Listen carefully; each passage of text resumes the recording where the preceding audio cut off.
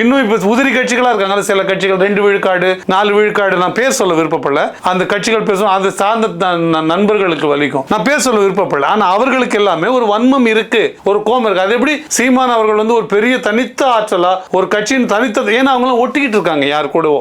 அப்ப இது எப்படி வரும்? அதனால எதை செய்தாலும் தமிழ் தேசியத்தை பேசுகிற திமுகவில் இருக்கிற கட்சிகள் கூட அண்ணன் சீமான் அவர்கள் தமிழ் தேசியம் பேசுனா அதை எள்ளி நகையாடுது. அப்ப அது கூட இருக்க வன்மம் தான் பாக்குறேன். இதனால எப்படி வாக்கு வங்கி குறையும்? மாறா இதனால வாக்கு வங்கி கூடும். மக்கள் இதை பார்ப்பாங்க.